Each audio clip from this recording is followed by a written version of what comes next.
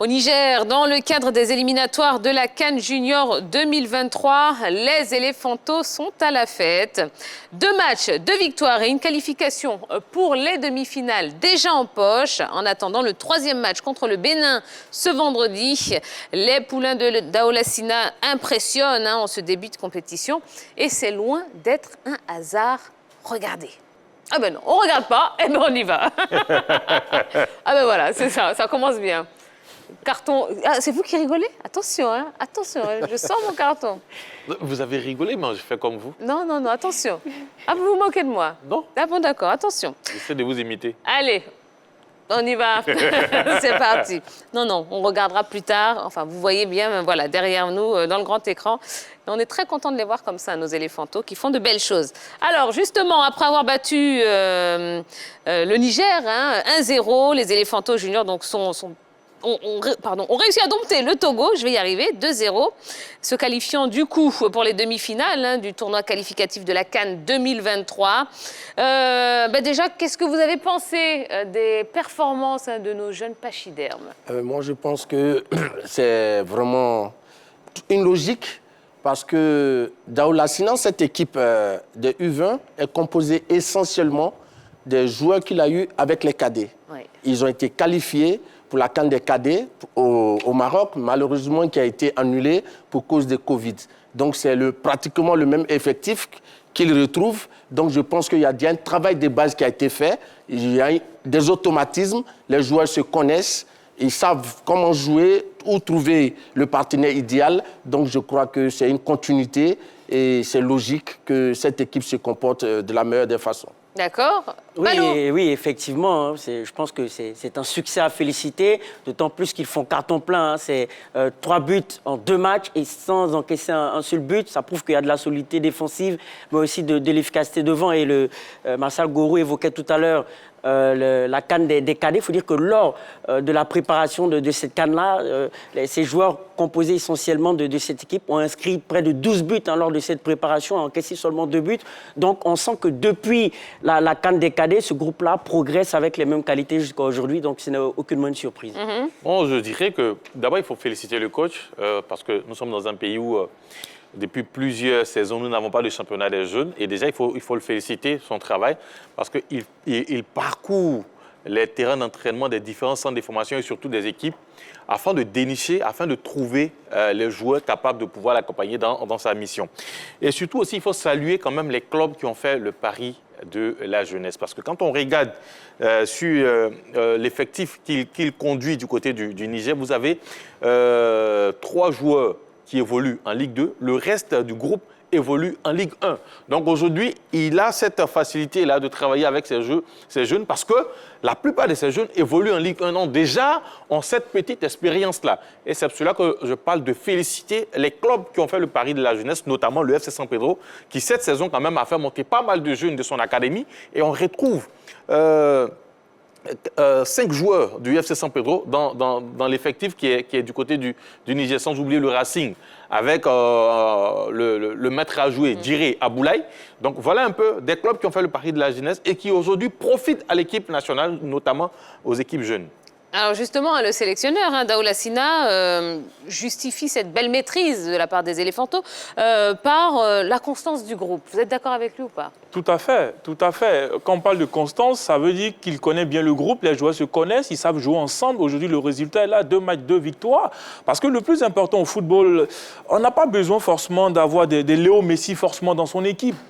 Mais si vous avez un groupe qui sait jouer ensemble, qui se comprend, tout à l'heure Martial a dit quelque chose de très important, même si les yeux fermés, on arrive à se retrouver, ça veut dire quelque part, on se connaît très bien. Ici, on se connaît très bien dans une compétition, quand on joue, on se lâche. Et Henri Jo dit quelque chose aussi de très important, il a parlé de 5 joueurs du FC San Pedro, ça veut dire que ces garçons-là, chaque jour au quotidien, ils sont ensemble, ils se connaissent. Donc quand ils se retrouvent, c'est juste le maillot quand on change le maillot, mais on se connaît, il y a les automatismes qui sont là. Et sur le terrain, ça se voit. Et même dans la composition de l'entraîneur, il fonctionne en fonction de ces joueurs-là qui se connaissent, qui ont du vécu ensemble. Et le résultat est là, ça fait 2 matchs, 2 victoires. Et le problème que je me pose, c'est de se dire, ce groupe-là, on doit continuer à travailler avec eux pour aller le plus loin possible. Il ne faudrait pas que cette génération-là soit cassée à un moment donné. D'accord. Alors, le fait d'avoir un joueur comme Traoré Seydou, un triple buteur lors de ces 2 premiers matchs, bon, ben, on imagine que ça facilite quand même un petit peu la tâche, non Bien sûr, ça facilite la tâche Traoré Seydou. Il faut rappeler qu'il a été le meilleur buteur de la saison Ligue 1 la saison passée. Voilà, c'était le meilleur buteur du championnat. Avoir un tel joueur dans son effectif, forcément, ça facilite les choses parce qu'il est toujours à la conclusion et quand il a le flair de pouvoir marquer surtout beaucoup de buts et ça facilite le job du coach.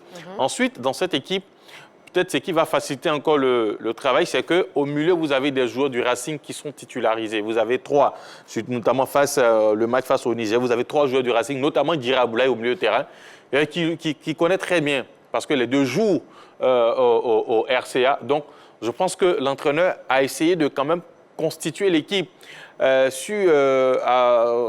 sa composition plutôt est basée sur 2 équipes, notamment le FC San Pedro et l'équipe du Racing Club d'Abidjan. Et il a essayé de greffer les autres autour de ce noyau-là. Et là, Traoré Seydou, moi, je ne suis pas surpris de le voir marquer beaucoup de buts parce que déjà, ici, dans notre championnat, il fait partie des meilleurs. Et là-bas, il est en train de rendre très, très facile la tâche de Daouda Sina.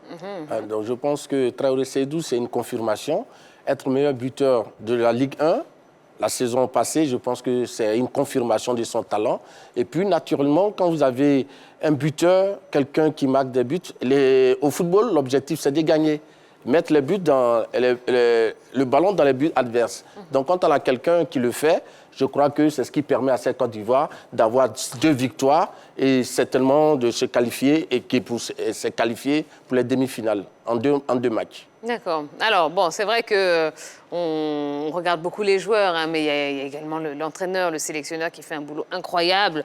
Daouda Sina, à votre avis, est-ce qu'il a déjà imprimé sa marque sur cette équipe des Éléphantos? Moi, je dirais oui, parce que c'est un groupe déjà qu'il connaît bien. C'est facile d'imprimer une identité. Et comme on le voit à travers leurs statistiques, leurs résultats, on sent que c'est une équipe qui maîtrise le jeu. Je pense que c'est une équipe qui a un style de jeu et c'est pas un hasard. Lorsqu'on regarde le CV de Daouda Sina, il était assistant d'Aïdara Choualio, il a même travaillé avec Touré Clémentine, avec l'équipe du football féminin. Donc c'est quelqu'un qui a une connaissance large du football ivoirien, et ce qui lui permet, pourquoi pas, d'adapter un style de jeu, d'adapter un coaching à son groupe et ça porte des résultats. Alors il est en quête de ce groupe-là depuis très très longtemps. Balois a évoqué quand même les qualifications pour la CAN U17 au niveau des cadets. Mais déjà, il faut savoir que, je l'avais évoqué en début d'émission, il n'y a pas de championnat en Côte d'Ivoire au niveau des jeunes. Donc du coup, il est obligé quand même de parcourir presque toute la Côte d'Ivoire pour essayer de trouver ces joueurs-là. Il est présent au stade Champrou chaque week-end, même aux entraînements des équipes, que ce soit à Akwedo, que ce soit à Yopougon, que ce soit à Bobo, il est toujours présent. Ça montre que c'est quelqu'un qui non seulement aime son travail, mais a envie de bien faire. Parce qu'en parcourant tous ces terrains d'entraînement-là, il cherche à avoir à soi une bonne équipe capable de représenter la Côte d'Ivoire. Et aujourd'hui, on n'est pas surpris quand même de voir le résultat. Il y a eu cette CAN qui, malheureusement, n'a pas pu se tenir avec les cadets, mais il est monté avec la majorité de ses joueurs. Et d'ailleurs, ce n'est même pas tout l'effectif qui est là. Il y a d'autres qui n'ont pas pu effectuer le déplacement, notamment le milieu de terrain, l'un des meilleurs milieux de terrain du championnat ivoirien, Tapé Digno Zaraté, qui joue avec l'équipe de l'US Bafing. Donc, je me dis que c'est quelqu'un qui connaît son groupe. Et aujourd'hui, c'est facile pour lui d'imprimer sa marque, sa volonté, sa philosophie à ce groupe-là. Et en tout cas, ce groupe le lui rend très bien avec ces victoires que nous avons déjà face au Niger et surtout face à l'équipe togolaise. Ce qu'il faut savoir aussi, il sait où il veut aller avec son groupe. Donc, tout de suite, ça facilite les choses. Et quand vous regardez cette équipe de Côte d'Ivoire jouer, on n'est pas dominé. C'est nous qui dominons l'adversaire. Ah oui, il y a une vraie maîtrise. Ça veut dire que dans l'ensemble, il a expliqué comment est-ce qu'il veut évoluer, comment est-ce qu'il veut jouer. Les joueurs ont compris et le rendent bien sur le terrain. Ça prouve que tout de suite, quand il explique pour dire aujourd'hui, voilà ce que je veux, les joueurs comprennent. Et sur le terrain, ils essaient de mettre cela en pratique. 2 matchs, 2 victoires, on domine nos adversaires. Quand on me demande, je dirais oui, il a réussi à s'imposer. Je connais bien le coach Dao. Lorsqu'il était avec les cadets, c'est quelqu'un qui est très rigoureux, il est exigeant. Et j'ai assisté quand même, j'ai suivi le groupe durant toute la phase des éliminatoires et même la préparation avant la phase finale qui malheureusement a été annulée. Donc je le connais, c'est quelqu'un qui, lorsqu'il a une équipe, il demande à la fédération de mettre à sa disposition les moyens et durant toute la saison, toute l'année, il prépare par des très regroupements internes et externes, il prépare ses joueurs. Donc je pense que c'est le fruit du travail qui a été accompli et puis surtout avec l'expérience des garçons qu'il connaît depuis les cadets. Donc c'est ce qui donne ce résultat-là. Alors, dans un entretien accordé au site officiel de la Fédération ivoirienne de football, il a déclaré ceci, je le cite, « Si on nous permet de travailler encore bien avec des jeunes, nous pourrions avoir un niveau encore plus élevé. Quand je parle des joueurs de moins de 20 ans, ce sont ceux qui jouent déjà dans les championnats d'élite. Être un joueur de 19 ans et jouer dans un centre de formation, cela n'est pas logique. » Qu'est-ce que vous pensez de ces propos? Oui, d'où moi j'évoquais tout à l'heure le pari de la jeunesse fait par certains clubs. Donc là, il lui facilite les choses, mais en plus, ces clubs-là sont dans la vision du sélectionneur des équipes jeunes. C'est-à-dire permettre à ces joueurs formés au club de tout de suite intégrer l'équipe professionnelle afin de pouvoir avoir cette expérience-là qui va leur permettre de franchir un cap. Et aujourd'hui, on voit des joueurs qui passent assez de temps dans les centres de formation et qui arrivent très tard au niveau de la Ligue 1.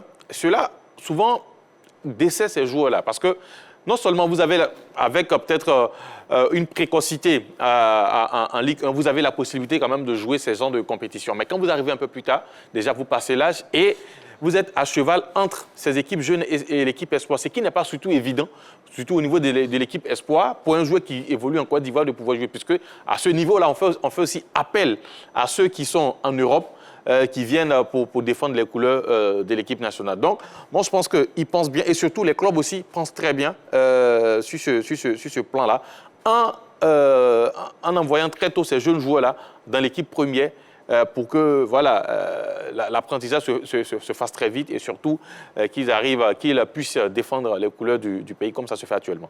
Oui, Kia, il est lucide. Je pense, lorsque je vais essayer de faire un parallèle avec un système qui fonctionne bien, un système qui fonctionne moins bien, on a l'équipe de France qui aujourd'hui a pu se renouveler grâce à des jeunes joueurs. Je pense que c'est des joueurs qui sont allés du plus bas échelle avec des Karim Benzema qui ont évolué en Coupe Gambardella, avec des Sami Nasri qui ne jouent plus, des Hatem Ben Arfa aujourd'hui. Et ça permet un renouvellement de l'effectif. Alors qu'aujourd'hui, on a une équipe d'Italie qui a été éliminée par la Macédoine. Lorsque la presse italienne a fait un symptôme de l'échec de cette squadra Azzurra, c'est le manque de jeunes. On a une équipe qui est de plus en plus vieillissante, qui a besoin de se renouveler, mais qui a du mal à faire confiance aux jeunes, à faire monter des jeunes, à former des jeunes compétents pour pouvoir demain accéder à des équipes pour faire le bonheur de toute une nation. Donc, on voit là qu'effectivement, il a raison.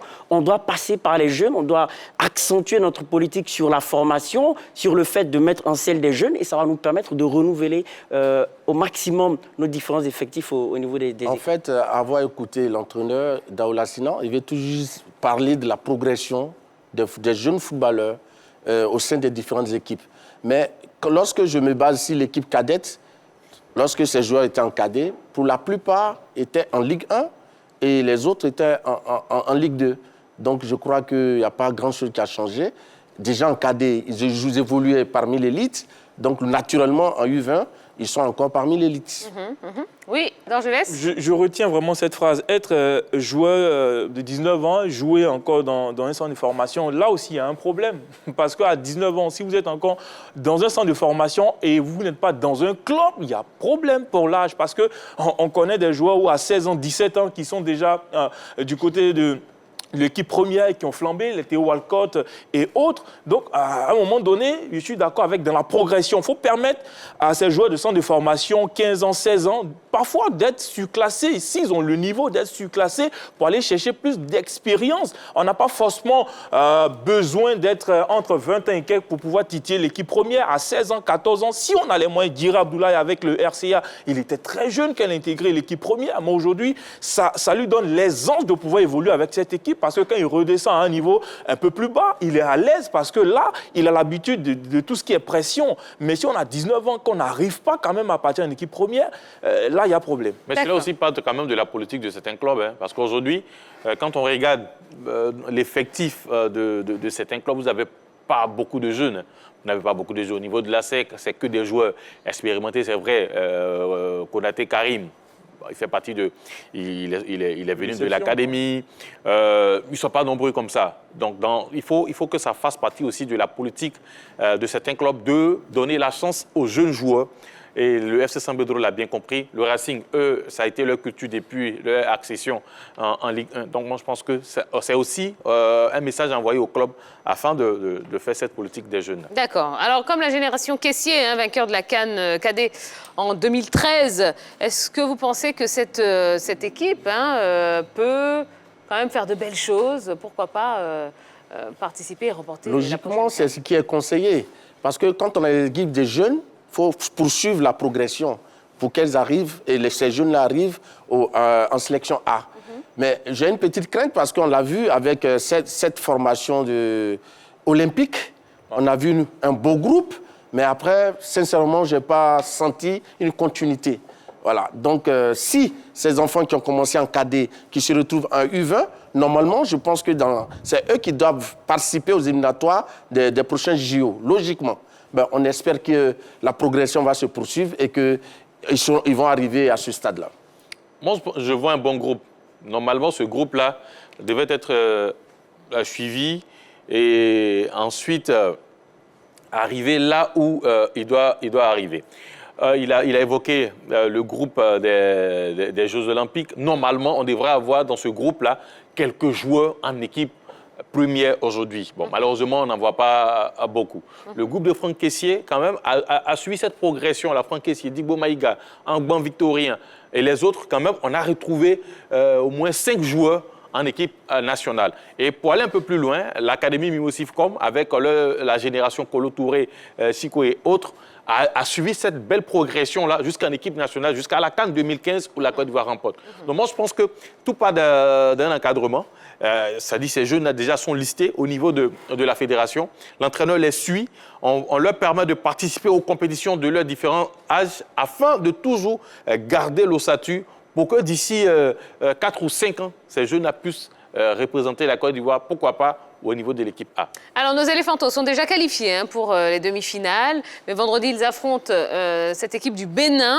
Qu'est-ce que vous feriez à la place de Daoula Sina? Vous reconduiriez l'équipe type ou bien vous feriez tourner l'effectif? Non, on reconduit l'équipe type. On ne change pas une équipe qui gagne. D'autant plus qu'on a déjà dit que ce qui fait le succès de cette équipe, ce sont les automatismes. Le fait que les joueurs se connaissent bien, ça favorise la fluidité de la circulation du ballon, ça permet de sentir l'appel de balle du coéquipier. Donc, ce sont des qualités qui comptent au football. Donc, on ne change pas l'équipe qui gagne et je pense qu'il doit appeler à la vigilance, parce que très souvent dans une compétition, l'équipe qui commence en trombe peut s'essouffler, peut baisser pied. Donc, il faut rester vigilant, garder les mêmes qualités et se renforcer encore plus, mais en aucun cas changer l'effectif. Moi, je dirais à Daoula Sina de faire tourner l'effectif. Parce que déjà, 2 victoires, on est déjà qualifié. Il faut permettre à ceux qui n'ont pas encore joué de pouvoir entrer dans le moule parce qu'à partir des demi-finales et un coup KO, on aura besoin de tout le monde. Parce qu'il ne faut pas épuiser l'effectif. On a 11 joueurs pour l'instant, ça va, mais à un moment donné, permettre à ceux qui n'ont pas encore joué de pouvoir intégrer le groupe et de se mettre au niveau des autres, de telle sorte qu'à un moment donné, si on a des blessures, ceux qui sont sur le banc soient à mesure de remplacer facilement celui qui n'est pas là. Sinon, si on continue avec les mêmes joueurs, à un moment donné, ici, ça commence à fatiguer fatigué. Je me rappelle de ce match où on menait, je pense, au J, on menait et puis à la fin, on se prend un 5 à 2 ou 5-3, si je me rappelle bien du score. Donc, il faut impliquer tout le monde pour qu'on puisse commencer bien le départ et surtout aller jusqu'en finale et pourquoi pas remporter. Alors, il faut faire tourner l'équipement. Je pense qu'il faut faire tourner l'équipe pour qu'on ait des joueurs qui se sentent concernés par le projet, par la compétition et surtout des joueurs interchangeables au moment opportun. Parce que dans ces genre de compétition, voilà, tout de suite, on a son équipe type, mais après, il faut quand même trouver certains joueurs capables de les remplacer au cas où le besoin se fait sentir. Mais il faut toujours aussi avoir la culture de la gagne. Parce que c'est vrai, on est déjà qualifié, il faut inculquer à ces joueurs peut-être qui vont venir pour leur première fois dans la compétition de vouloir la victoire. Parce qu'au-delà, ça va nous permettre quand même d'avoir peut-être un adversaire un peu plus facile en demi-finale. D'accord. Bon, alors Martial, on sait que les Éléphantos n'ont pas disputé de phase finale de CAN depuis 2015, hein, c'était au Sénégal. Vous pensez que cette fois-ci c'est la bonne ou pas? Bon, je crois que c'est possible parce qu'avec ce qu'on a vu, avec ces belles performances, logiquement, je crois qu'on doit pouvoir y être à la CAN. Logiquement. Ouais. Logiquement. Eh bien, on verra. On y sera très bientôt. Il y a déjà les demi-finales à passer. Et puis, on verra, on vous tiendra informé de la suite. Allez, on va marquer une toute petite pause. Juste après, eh bien, on se mettra en mode éléphant. Oui, voilà, hein, les seniors. Plus précisément, le choix des sélectionneurs, la finale de toutes les surprises. On en parlera ensemble, donc restez avec nous. On se retrouve dans quelques instants.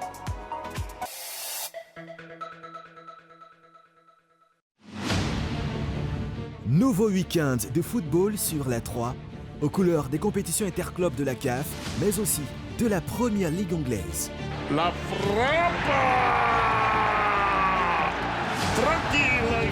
Samedi 14 mai 2022, demi-finale retour de la Ligue des champions de la CAF. ES Sétif d'Algérie, Al Ahly d'Égypte, à partir de 18h45. Et le deuxième but derrière de Al Ahly. Pas de position d'hors-jeu.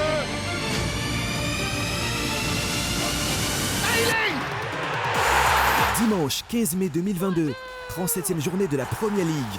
Leeds United, Brighton, à partir de 12h30. Dimanche 15 mai 2022, demi-finale retour de la Coupe de la Confédération de la CAF. Le centre des poteaux, la tête. Oh, le but du TP Mazembe, enfin. Au bout du temps additionnel, la voilà la délivrance. RS Berkane du Maroc, TP Mazembe de la République démocratique du Congo, à partir de 19h45.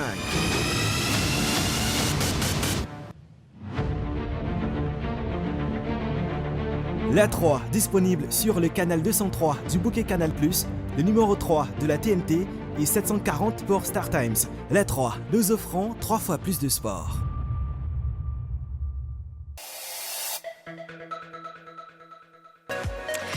Nous voici de retour sur le plateau de la Grande Team. Deuxième période de l'émission et toujours autant de plaisir à être avec vous du lundi au vendredi de 20h30 à 22h. Je vous rappelle qu'on est ensemble et en direct et que notre page Facebook est un petit peu le lien entre vous et nous.